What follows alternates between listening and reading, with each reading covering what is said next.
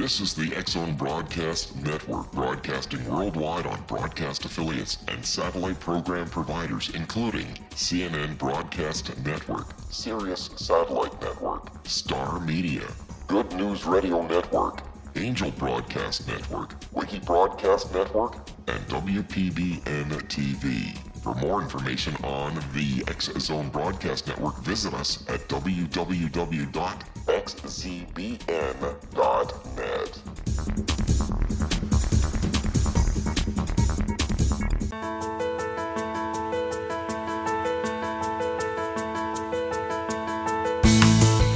Welcome to Connecting with Coincidence, CC with BB. I'm Dr. Bernie Beitman, MD, your host. I'm a psychiatrist in private practice and a faculty member at the University of Virginia. Each week, my guests and I talk about meaningful coincidences, synchronicity, and serendipity.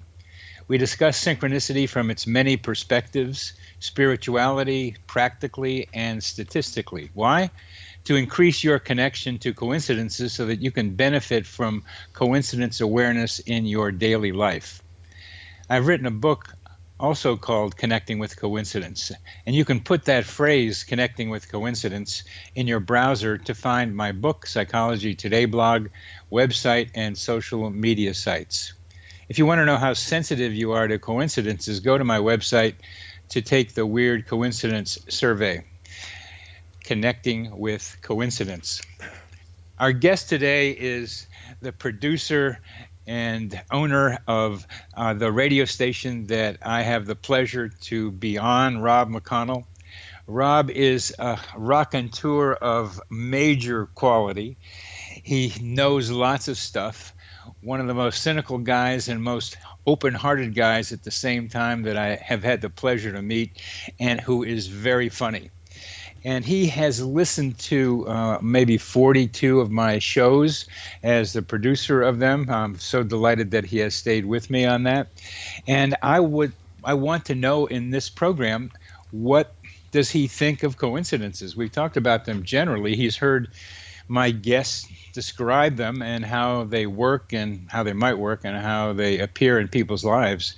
But now I get a chance to ask Rob, what do you think about this coincidence business, Rob?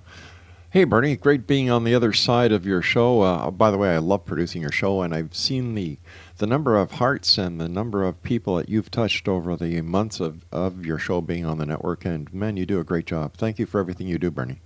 Oh, thanks. Thanks so much, Rob. Coming from you, that means a lot. Well, thanks, buddy. I've got to tell you something, Bernie. I kind of sit on the fence when it comes to coincidence and synchronicity. Mind you, I'm kind of leaning over to the believer side instead of the skeptic side after having had the experience and the pleasure of listening to you and your guests. I think one of my biggest problems that I have trying to equate the entire formula is that how does one coincidence in one's person's life not affect the entire global structure, the global consciousness? That's what I have a little bit of a hard time understanding. Well, that's an excellent question, and I think as we talk about that, we might get to an answer of yes to it. Mm-hmm. There are large coincidences and there are small coincidences, but let me ask you about what you mean by global consciousness, because that's a crucial question for me. All right. Let's just say that you and I are standing on the side of a pond. The water is very still, and we toss in one pebble. It causes the ripple effect. Now, as I see it, that would be one person having a singular coincidence or synchronicity happening in their lives at that very moment. But we're not alone on this planet. So when you toss in a stone and then I toss into another stone and another stone and another stone, we see the different ripples interacting with each other. This is what I can't understand, Bernie. If I'm having an experience of synchronicity or coincidence, how can what I'm having, the experience, not be affecting everyone else in the global consciousness if in fact the synchronistic effect that I am experiencing is true and real. You seem to be maybe saying something like the butterfly effect. What's the butterfly effect? That a butterfly's wings beating have an effect someplace else. Right, exactly. Okay. And I want to know your sense of the medium of this global consciousness, and then I can come back to the question of the specific coincidence. All right. I believe in cause and effect. If you 1 and 1 equals 2, 2 and 2 equals 4. 4 and 4 does not equal 7. It does not equal 9. It equals 8. They are steadfast facts. So how can somebody, for example, somebody says, you know what, I had this synchronicity, something happened to me. It's either coincidence or it's synchronicity, but they believe it to be. They go into a car and they hear a song that has something to do with an experience they just had. If they are having a true experience, how come it doesn't affect everyone else? How come this butterfly effect, how come the ripple effect does not apply in the case of coincidence and synchronicity when it applies to everything else in nature? You're making a wonderful assumption here that I want to be clear that I think you are making, that generally speaking, everything is interconnected. Yes. So to use a more pedestrian example, if I sneeze, you're suggesting that I need to be able to show how that influences my environment. Well, we know how it influences your environment. If you don't, for example, if you don't cover your mouth, the germs are spread. Somebody else can catch that cold or whatever is causing you to sneeze. If something is causing you to sneeze because it's a pollen or an allergy, that's explainable. It only affects you. But the cause of you sneezing has been established, and that cause will, for example, if it's pollen, anyone else with an allergy to that pollen will suffer the same effect that you did. Right? Very good response. Very good response. Yeah. We have some ideas about how some coincidences take place, and I am looking for causal explanations. Yeah, Bernie, don't take me wrong. Don't take me wrong. It's not that I'm not a believer. I want to believe, but I need to understand and justify it to myself before I can say, I believe. Like I had a guest on my show. His name is Len Caston, and he talks about UFOs. He talks about stuff that is out of this world. And I'm a hard questioner. And he says, Rob, why do you do your show if you don't believe? It's because I want to believe. I'm looking for the answers. And if I can't find the answers, then what am I supposed to believe in? Very good. Very good. That's I have the skeptic in me too. Yeah. It's not, and I need to have that skeptic responded to. Mm-hmm. So let's look at first the range of coincidences. Okay. There's some are relatively minor. They're smaller pebbles, and there's some that are relatively larger. They might be bigger pebbles. Right. But as we talk about this, it's this global consciousness that underlies the question. And what I am trying to be able to do is map out through studying coincidences what this global consciousness looks like, what might be called the greater mind. And because that greater mind suggests that each of our minds are immersed in that pond we're talking about. It's not just a pebble being thrown in, it's an experience in the pond, and that causes the ripples. But those ripples in the pond have an effect, whether it's on scaring the fish that are beneath, or the ripples that come onto the shore and get the shore that was seconds before dry wet. Well, one way to answer it in a general way is that I do a radio show on coincidences, and that has ripple effects on people's consciousness. Yes, it does. that makes them more aware of coincidences. So that is a partial answer to your question. It's talking about it, and you've given me the opportunity to be able to do that, and it happens. And I have a blog, and I have a book, and these are making people more aware of coincidences. That's not what you're talking about directly, but it is in the sense that what I am doing is making people more aware that coincidences exist and to look for them. And the more they look for them, the more they see them. Right, but a coincidence, like any other thing, needs to be believed in for the person who says, wow, that was a coincidence, in order to accept the fact that coincidences are real. Right or wrong? Yes, Okay. right. They have to not believe them, but before believing Or is seeing experience them. Right. Seeing them Yeah. is first. Sometimes seeing is believing, but a lot of times believing is seeing. And if you don't believe, you're not going to see them. And of course, my personal belief is that the power of belief is the strongest power in the universe, because if you believe you can do something, you will. We are continuing to expand that possibility, and coincidences, the study of coincidences is one way to study how belief influences what our potential powers are. For example, Okay. People vary in the kinds of coincidences that they're interested in, the kind of coincidences that they experience.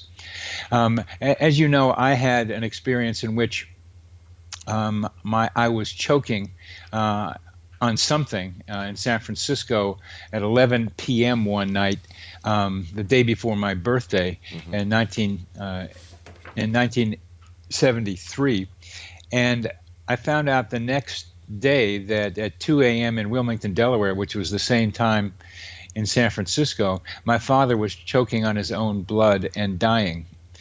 That made me a believer that there are such things as coincidences, among other things. And that when I say coincidence, it's really a word that's a fig leaf for something else. And that something else varies. And that something else is a potential causal explanation, which I keep trying to look for. That coincidences alert us to possible causal explanations which modern science has yet to believe in. And what happened with my father and me was a direct experience of what telepathy used to mean. Tele, at a distance, pathy, feeling. So it was telepathic, but since that word is now is more cognitive, more idea oriented, I invented the word simulpathity. And I looked around, do other people have experiences like this? Definitely. My weird coincidence survey suggested it. So I became a believer in the possibility that people can experience the pain of a loved one at a distance. And that, by my having that experience and telling other people about it, that gets other people more able to talk about their personal experiences that resemble it. You see, I look at that as not being a coincidence. I look at that as having to do something with the power of the mind for someone in need or someone having a total negative experience to reach out to those that love them and that are loved, who are connected by some part of the brain that we have yet to discover. Something like that I can't justify as being a coincidence. I think it is... Oh, yeah, you're right there, Rob. I use the word coincidence as a fig leaf, as a cover word, because we can talk about coincidences. What you just described is a kind of way of talking about telepathy, which a lot of people don't believe in. But if you have a coincidence like the one I described, it makes you think there might be something else going on. So a coincidence can be a directive towards something else. And we're coming to the end of this segment, Rob. This is great talking with you. Nice talking to you, B. We'll be back after a short break.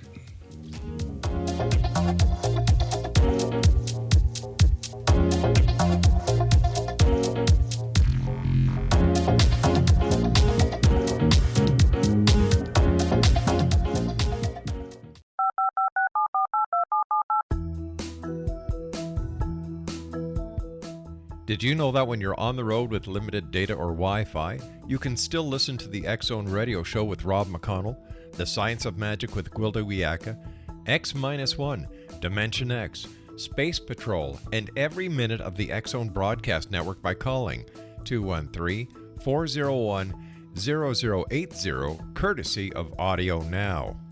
No smartphone, app, or internet needed. It saves your data plan, and it's free if you have unlimited minutes.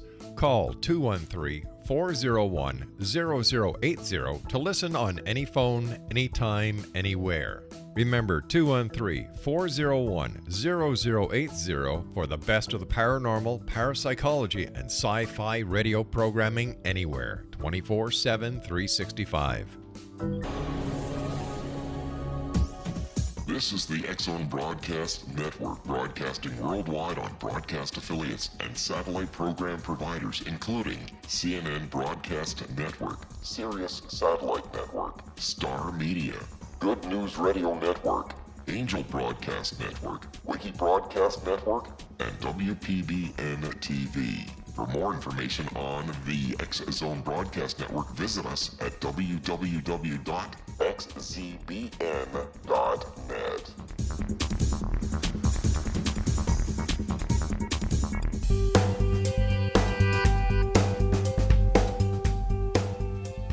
Welcome back to CC with BB, Connecting with Coincidence with Dr. Bernie Beitman, MD. I am your host, and I am talking with a great friend of mine, Rob McConnell, as we discuss coincidences and skepticism about them. As we ended our last segment, I would like to establish clearly that I use the word coincidence as a label for things that are more mysterious than the word coincidence directly implies.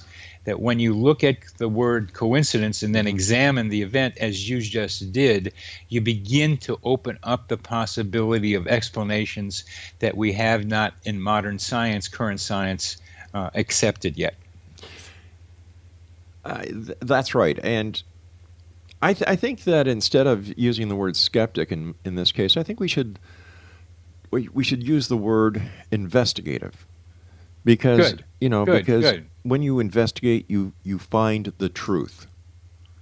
And I think that when we say skepticism has a label on it that has been misused. There are two types of skeptics: one who says, "Nah, it's impossible," and then the other kind who uses their own belief to come up with a skeptical response. Right. I'm glad you say that.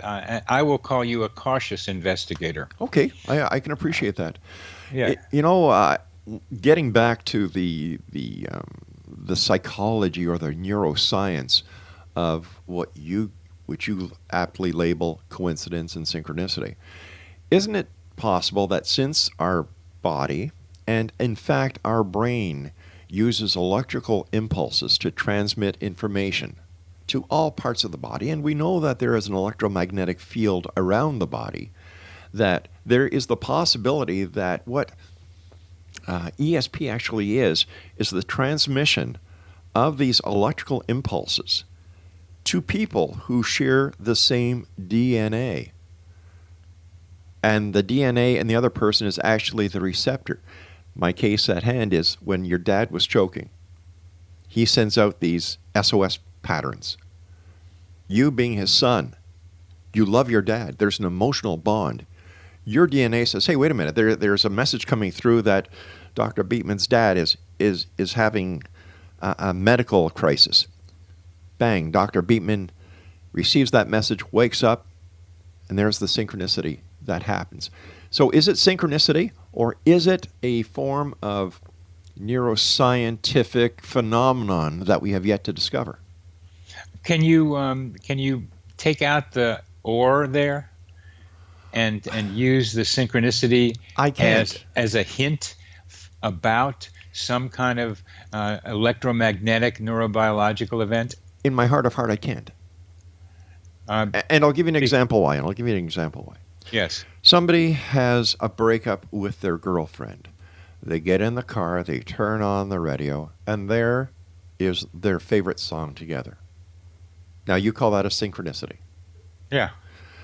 My question is, how does a programmer who programs these radio shows well into the future know that at that set time, set day, that set song will be used to trigger a synchronicity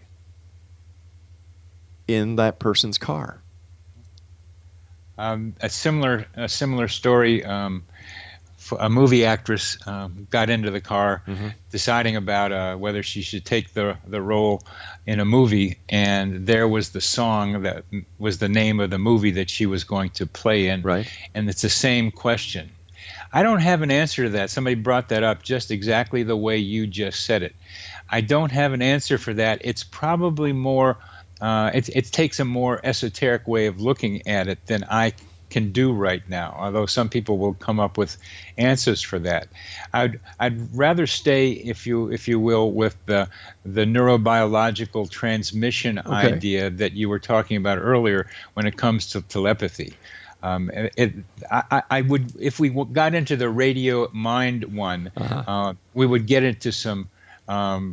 It would get too vague since I don't have that explicit. But that is one of the most common coincidences that people report, that they're thinking something and they hear it on the radio. Sometimes that's because what they're thinking is a common thing happening out in the world, and the probability of it happening always has to be brought in.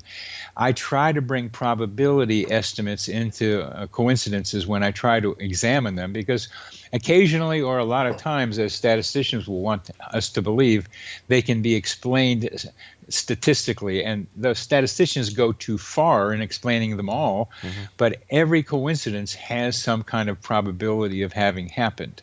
But let's go back to the way you were thinking about the transmission idea and the telepathy idea, because there you and I may have more in common than people who talk about telepathy currently. Well, you see, the way I look at it, Bernie, is that the proof of that theory actually exists, and yet because it is, I think, right in front of everybody, they miss it. Let's take a look at. Keep going with that. Okay, let's take a look at the amount of microwave transmissions that are out there, the way that your cell phone works.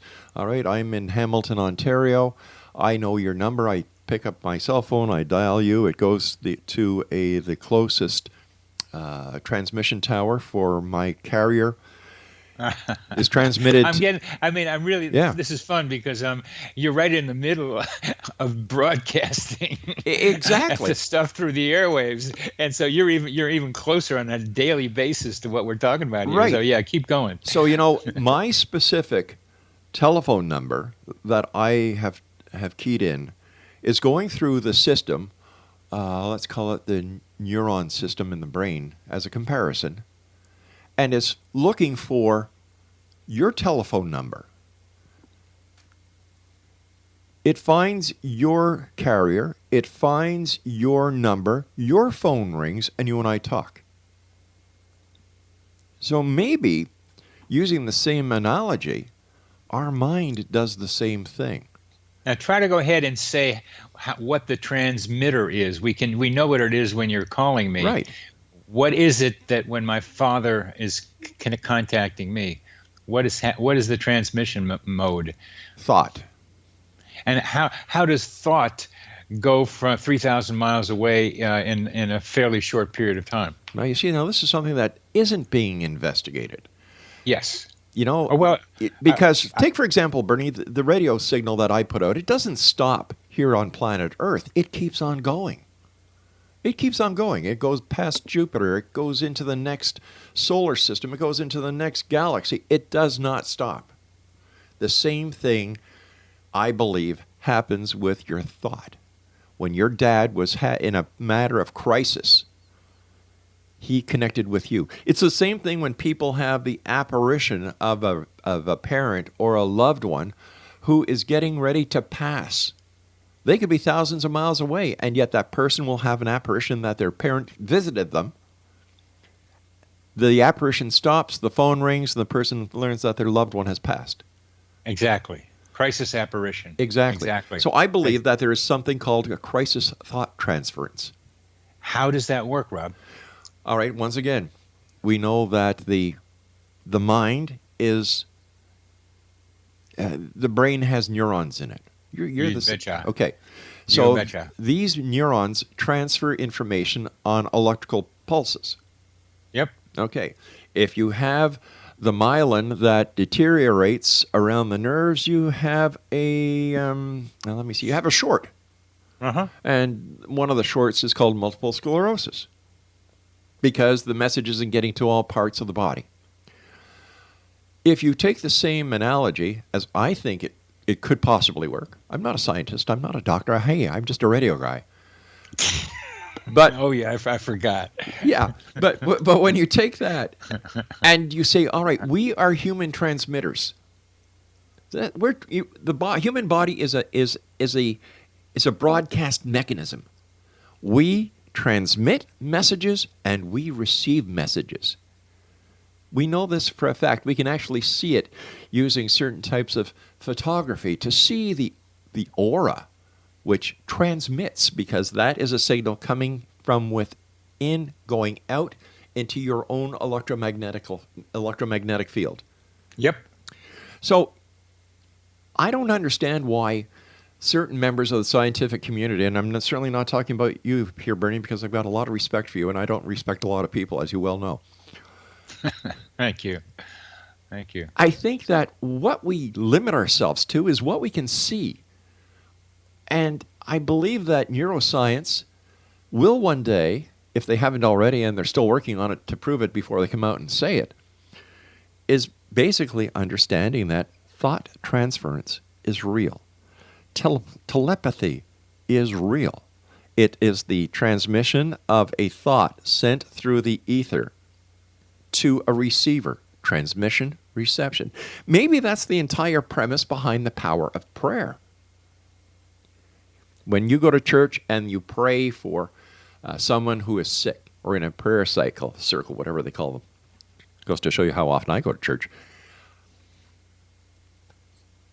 Maybe this is what prayer is all about, is getting that message to that person, letting them know they're not alone, and that the power of thought, the power of the positive energy that you're transmitting plays within the body. The brain receives it, and the increased power somehow helps to heal. I've lost you, huh? The words I want to focus on is ether, Right. and the electromagnetic activity around the brain and body, as you talked about with Kirlian photography, or even just seeing auras, which I've been able to do sometimes. And I experience, as a therapist, electromagnetic activity between me and my patients. Well, this is what happens when people read each other. They are reading the electromagnetic impulses that they're receiving from the person. So if we can do this at short distances, why do people think that we can't do it in long distances? Especially understanding that, correct me if I'm wrong here, Bernie, that we only understand about 10% of the function of the human brain. With a lot for us to learn. Exactly. My biggest question, Rob, is you are coming to is that we can do it with someone in the same room. We can feel their electromagnetic activity. I like to go to dance where it's free-form dance, right? And the energy in the room just ebbs and flows, and I can be part of it. When I'm on the outside and I'm like resting, and then it's like jumping into a pond and picking up the energy and going with what's going on in there. These are real-world, here and now experiences of electromagnetic activity or vibes with other people. Right. The question for us is, how does that happen at a distance? One of the most important part of it is emotion. High intensity emotion helps things like this to happen. It helps a lot of coincidences of different forms to happen. Because what it does is it boosts the strength of the transmission. Okay, I think that's true. We're coming to the end of this segment, and during the next part of the segment, let's go through the big mystery. And I have some answers to this, but I want to hear what you say about how you go 3,000 miles in a minute. We'll be back after a short break.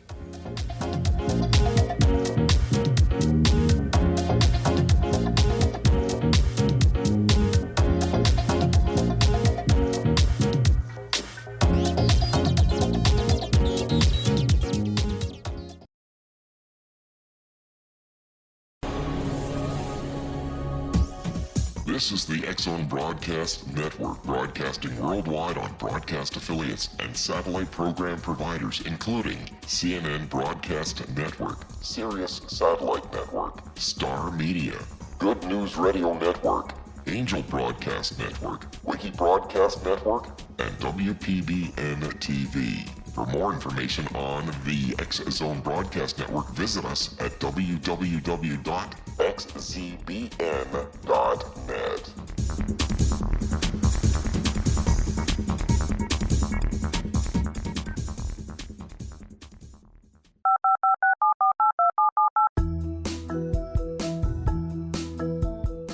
Did you know that when you're on the road with limited data or Wi-Fi, you can still listen to the X-Zone Radio Show with Rob McConnell, The Science of Magic with Gwilda Wiyaka, X-1, Dimension X, Space Patrol, and every minute of the X-Zone Broadcast Network by calling 213-401-0080, courtesy of Audio Now.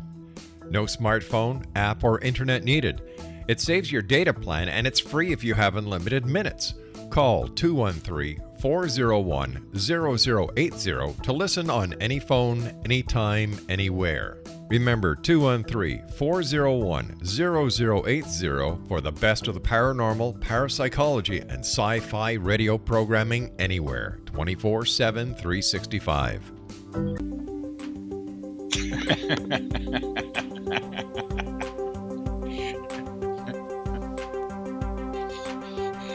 Welcome back to CC with BB. I'm Dr. Bernie Beitman, MD, your host, trying to get a little spacey with my super guest, Rob McConnell, as we talk about space. We talk about the space between my father and me, 3,000 miles apart, and other people just like this at great distances. Mm-hmm. Individuals feel the pain, the emotion of another. And how does that happen? Emotion drives it, but you're mechanistic and so am I. How does that information get transmitted through the ether? What is the ether and how is it transmitted? All right, let me ask you a question. Why is it that people believe that the speed of light is based on a set formula that we have come up with in this time of our evolution? Why do they think that it is fact and written in stone? I'm glad you bring that up because people are questioning it just as you do. You see, the way I look at it, Bernie, is that a lot of the questions that try to be answered are based on the physics that we have today. Yes. You know, Einstein, everybody, bows to him and, they put him up on an altar and, they kiss his royal butt. How do we know Einstein will be proven wrong in the future as we progress with the new scientific and the new quantum physics that are bound to be discovered? Like, nothing stays still. No. So how do we know that thought transference can, in fact, travel instantaneously? How do we know that isn't possible? Because Einstein says it can't? I don't believe Einstein all the time. Well, Einstein thought it was spooky action at a distance. Yeah. And you know about two electrons being taken that are paired and being separated, and you change the spin of one at a distance, and the other one changes that distance too. That's one way of looking at what happened with my father and me. That there's some quantum physics like activity of two paired people experiencing something at a distance. I'm not going to try to say that that's not true. Mm-hmm. I still like going back to the radio station analogy, because that's where I started. That each of us is a radio station transmitter. Exactly. That's what you were thinking. Yeah. So how does it happen? Well, Are you familiar with the Schumann resonance? The Schumann resonance is an electromagnetic activity going on between the Earth's crust and the ionosphere, which is about 40,000 feet up. And the Schumann resonance has a wavelength of 8 hertz. And 8 hertz is pretty slow, and it takes about 7 of these waves to get around the Earth. But what's intriguing to me is that 8 hertz is also the same number for theta waves in our brains. And theta waves are associated with relaxation and sometimes with telepathic communication and out-of-body experiences. So we grew up in a soup. We evolved in a soup of Schumann resonance of 8 hertz, and matching the 8 hertz of our minds, of our brains, with the 8 hertz of the Schumann resonance begins to be a way for me to visualize our thoughts being carried at a distance, especially when driven by emotion. Makes sense. So Good. So how can we? What's the difference between chance and synchronicity? If you look at the definition of chance, it's got 2. Chance definitions. One, chance is probability. It could happen or not. What's the chance of that happening? And the other is like give peace a chance, where chance becomes an opportunity. So coincidences are both probability and opportunity. All right. So instead of somebody saying, I got into my car, I turned on the radio, and I heard our song, it has to be synchronicity. Why don't they say, I went in my car, I turned on the radio, and just by chance, I happened to hear our song? Some people do just that. But there's a definite difference between synchronicity and chance. Why, if they're both the same thing? Well, no, we're talking here about the perceiver's experience of that radio thought connection. All right, but don't you agree? Or let me rephrase that. As I Please. see it, Please do. Hey, we're interviewing you, baby. You go ahead. I love you, BB. You know, when you started talking about 2 electrons, I thought you were going to say, have you heard the one where 2 electrons walk into a bar and meet a molecule? But anyway. Go ahead. The audience has to hear it. I know, that was it. Okay. I find it I think it was two.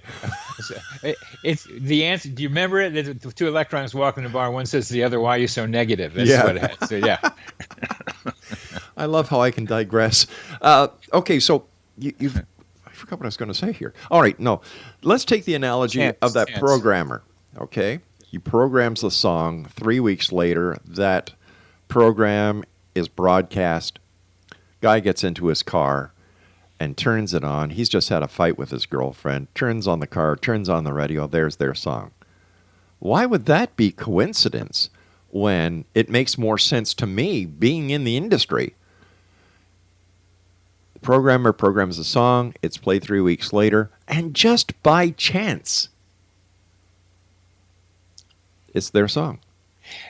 This is where we have to recognize the choice the experiencer has in interpreting that coincidence. It's a coincidence no matter no matter how you define coincidence, whereas coincidence simply means the coming together of 2 life events in a surprising and unexplained way. Well, what's the difference? All right, so what is the definition of chance then? I'm sorry, I might have missed something here. Well, I gave you 2 definitions of chance. Give them to me again. One is probability. Yeah. The same thing you were just talking about. Probability. It's a chance event. That means it happened by probability. There was a probability of its happening because the guy's playing the radio, playing stuff, and you're going to get in, and there's zillions of people getting into getting into cars, listening to radios. So that's the statistician's perspective. And there are well-known statisticians, too, in England who will say just what you're saying. The law of very large numbers says that sort of thing is going to happen lots of times because there's 7 billion people on Earth, there's lots of radios, and there's lots of romantic breakups. So it's going to happen by chance, by probability, by the law of very large numbers. You see, to me, that makes more sense than saying it was destiny. Destiny is something else. Now, where I am, Rob, is between destiny it's orchestrated and probability. I'm saying that we human beings here have something to do with those events. And let me give you an example that's a little easier to understand. I was at dance last week or 2 weeks ago, and I've been having trouble with the guy who I wrote a couple of the songs that you're playing on your radio station, these coincidence songs that I've done, or that we've done. Mm-hmm. And we were having one of our spats, and it was irreconcilable at the time. So I felt hot in the dance floor, so I wanted to go outside to cool off. And I run into his wife. And his wife and I talk about the problem Francesco and I are having, and we resolve it. And Francesco and I are going to meet later today because we ran into each other, because I ran into his wife. The timing of my leaving the dance floor and running into her, and I've been on that dance floor many times, and I've left it many times. I've never run into her before. That was what I am going to say based on need. I needed to resolve this problem with Francesco, and I sensed in a way that we are talking about that his wife was there so that I could go into the narrow time window of her being there waiting for her daughter to come out from violin practice, bass guitar practice, and have this conversation with her with just enough time until the daughter came out. I call that human GPS.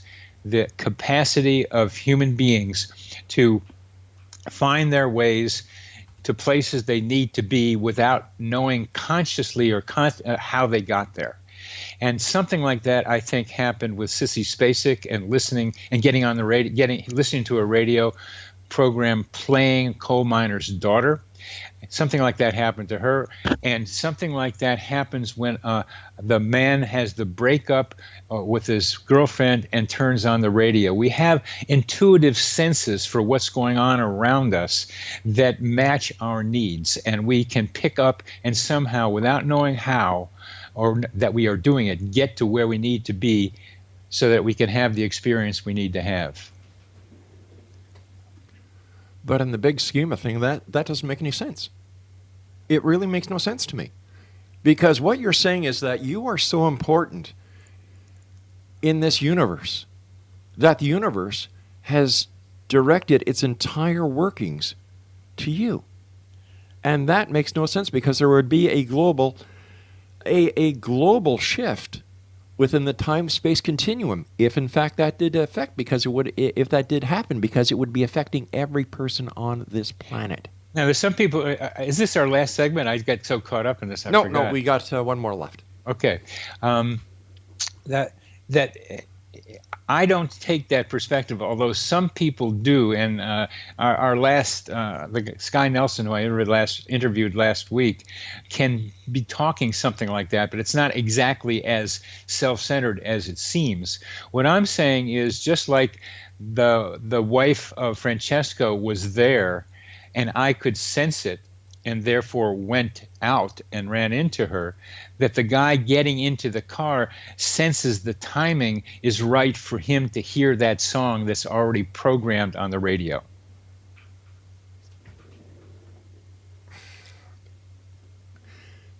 See, this is where I step back and say, that still does not make sense to me.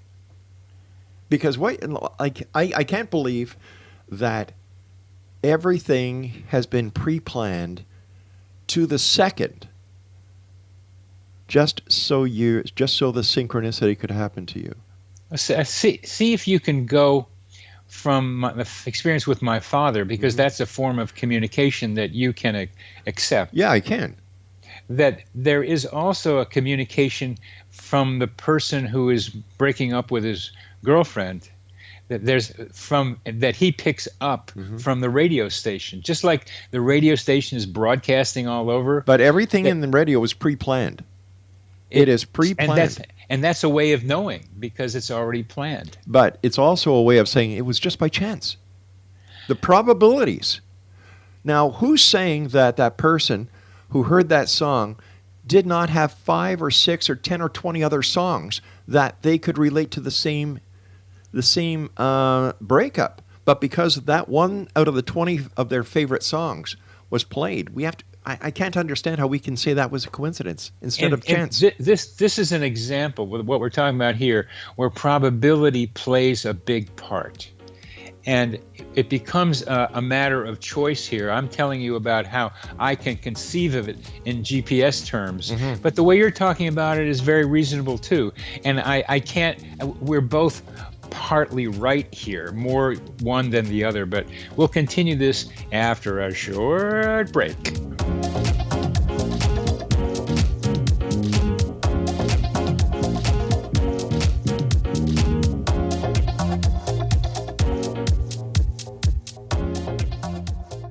The Earth is under ever-increasing pressure from untenable lifestyles and growing populations. Yet, viable answers seem in short supply. What if I told you there's an ancient form that can empower you to take charge of your life?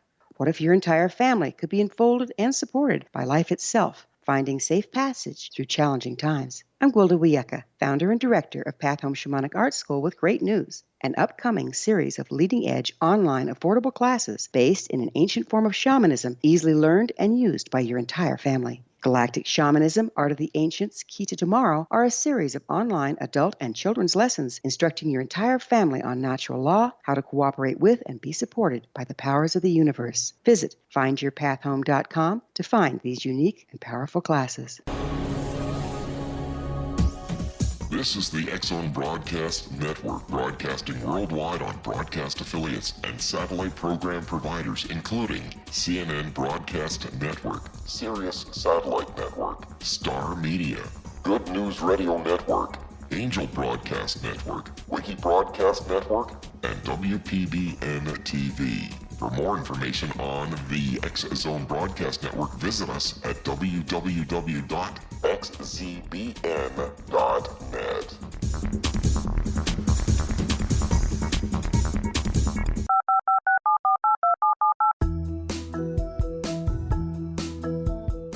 Did you know that when you're on the road with limited data or Wi-Fi, you can still listen to the X Zone Radio Show with Rob McConnell, The Science of Magic with Gwilda Wiyaka, X-1, Dimension X, Space Patrol, and every minute of the X Zone Broadcast Network by calling 213-401-0080, courtesy of Audio Now. No smartphone, app, or internet needed. It saves your data plan, and it's free if you have unlimited minutes. Call 213-401-0080 to listen on any phone, anytime, anywhere. Remember 213-401-0080 for the best of the paranormal, parapsychology, and sci-fi radio programming anywhere, 24/7, 365.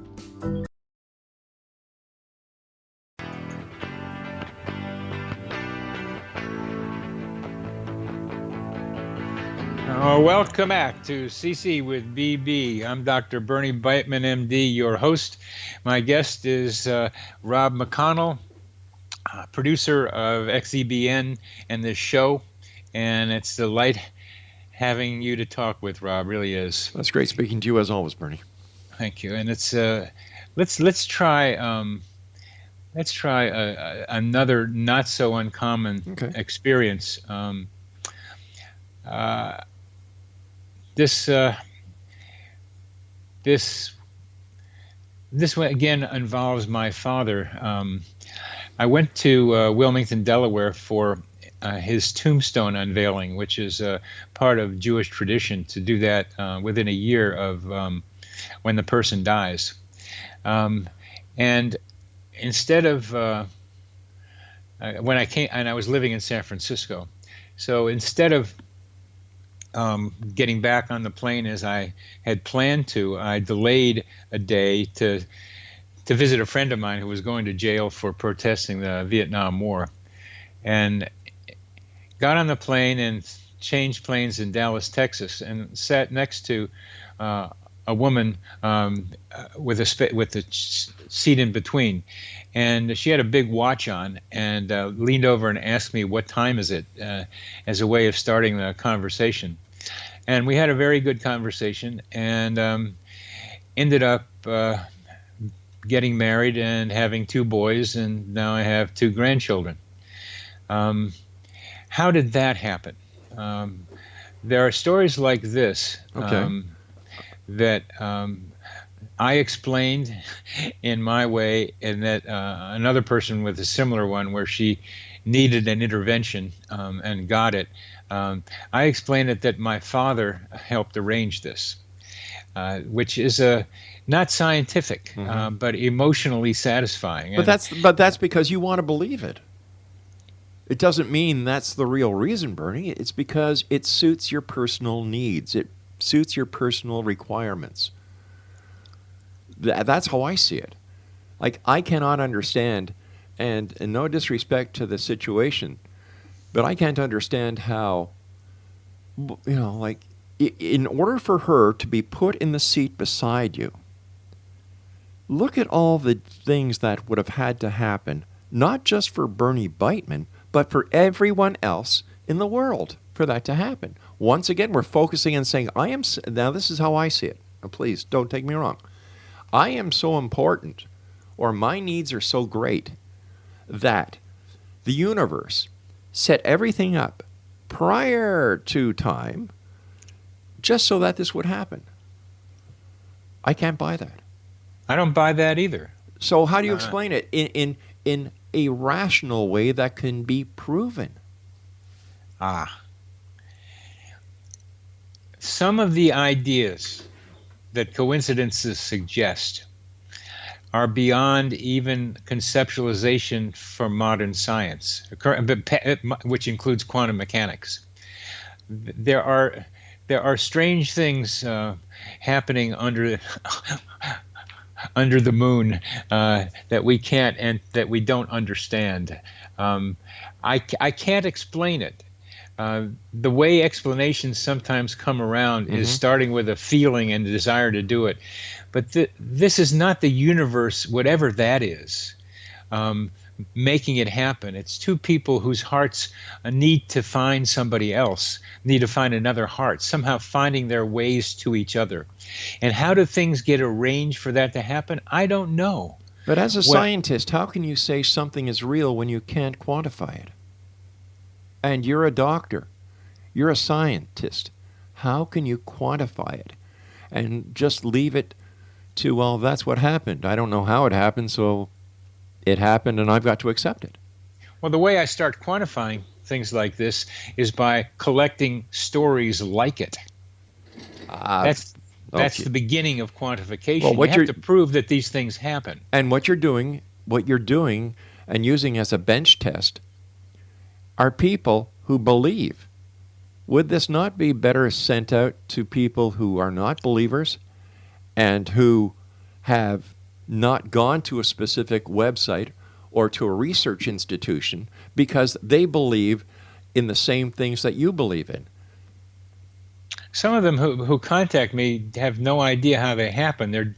It's the surprise and the emotion that gets involved with it. But now we're coming back and you're interviewing me, and I want to turn this back with another example for you to talk about, that the data is even stronger than what I can do with what I've just talked about. But I'm just asking a question. I'm not interviewing you.